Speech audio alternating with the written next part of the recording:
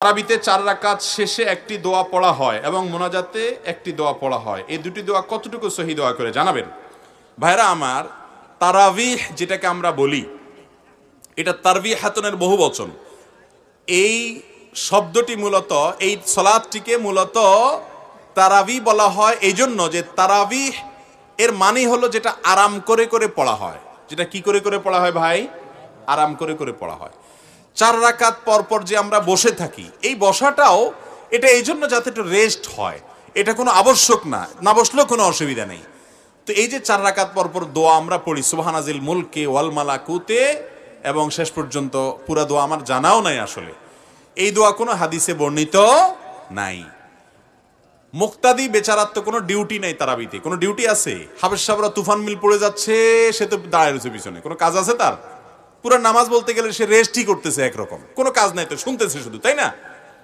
মুখ দিয়ে ফেনা ছুটতেছে তো হাফেজ সাহেবের, মুক্তাদি সাহেবরা তো সব চুপচাপ।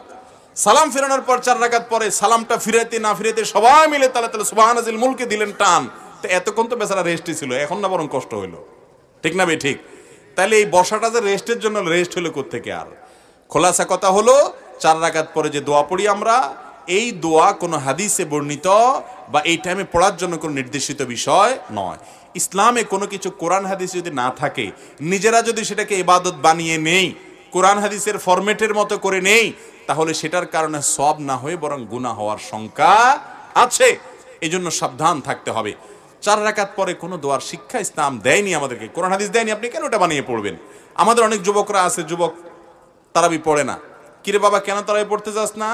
হুজুর এখন ওই যে তারাবির দোয়া মুখস্থ করতে পারিনি। আছে না নাই?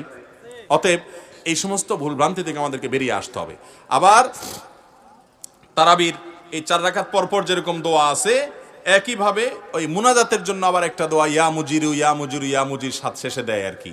কোরআন হাদিস গেটে আমরা তো কোথাও পাই নাই যে হাফেজ সাহেবরা পড়েন, কোথাও পাইছেন একটু দেখাই দিলে আমরাও করতে পারি, নাই তো কোথাও।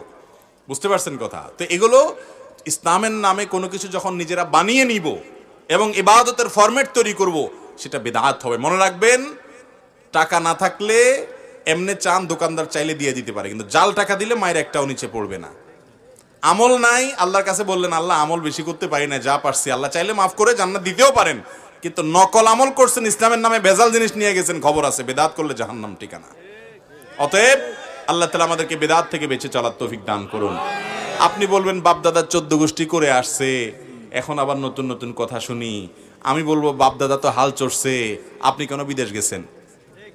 দুনিয়াটা তো ভালো বুঝেন যে বাপদাদা হয়তো একটা কিছু করতে পারেন নাই, আল্লাহ ওনাদের যতটুকু তৌফিক দিয়েছেন ততটুকু করছেন, আল্লাহ হয়তো সেটাই কবুল করবেন। কিন্তু আমাদেরকে আল্লাহ তৌফিক দিয়েছেন, আমরা সঠিকটা জানতে পারছি। অতএব ভুলটা আমাদেরকে অবশ্যই ছাড়তে। আমাদের বাপদাদারা বেশিরভাগ ভালো কাজ করছেন আলহামদুলিল্লাহ। 2-4টা মানুষ হিসেবে তাদের ভুল হয়েছে, আমাদেরও ভুল হচ্ছে কিছু, হয়তো আমাদের পরবর্তী প্রজন্ম ছেলেমেয়েরা এসে ধরবে যে আমাদের অমুক হুজুরে অমুক বাপে এটা ভুল বলে গেছে। যদি ধরে কোরআন হাদিসের আলোকে ভুল প্রমাণ হয়, তাহলে আমাদেরটাও বাদ দিবেন, যেটা সঠিক কোরআন হাদিসের আলোকে গ্রহণ করবেন। মুসলমান কখনো অন্ধবিশ্বাসী হবে না। দলিল কোরআন হাদিসের দলিলের বাইরে গিয়ে বাপদাদার 14 গোষ্ঠী করে আসছে, ওই অজুহাত দিয়া মুসলমান কখনো ভুলভাল কিছু করতে পারে।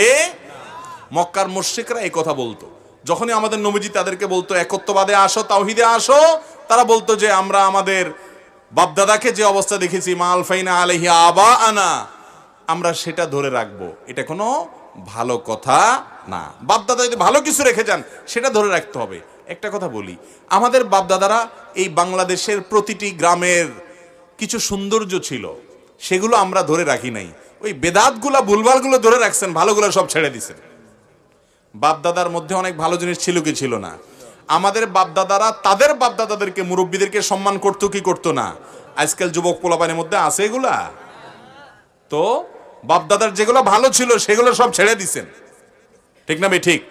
আমাদের বাপদাদারা তাদের বাপদাদার দিকে, মুখের দিকে তাকায় কথা বলার সাহস পাইতো, কি পরিমাণ সম্মান করতো।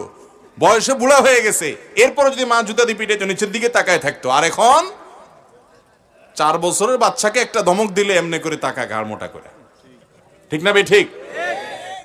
বাংলাদেশে মানুষের কিছু সামাজিক সৌন্দর্য ছিল, সেগুলো হারিয়ে গেছে ভাইরা আমার, নষ্ট হয়ে গেছে আমাদের যুব সমাজ, তারা বকে যাচ্ছে। অতএব বাপদাদার ভালোগুলোকে আমরা ধারণ করে রাখবো ইনশাআল্লাহ।